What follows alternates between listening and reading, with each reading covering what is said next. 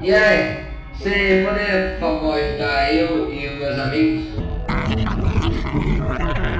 Ei, cara, você tá entendendo o que eu tô dizendo? Você acabou de fazer Honk no meu nariz! Ai! Então você quer isso, né? Então, só espere.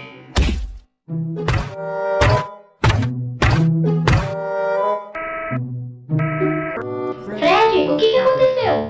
Aquele imbecil do cara noturno, ele tocou no meu nariz e ainda me deu um tapa na cara. Mas tá muito engraçado, mano. Você tem Honk? Você acha que isso é brincadeira? Não sei.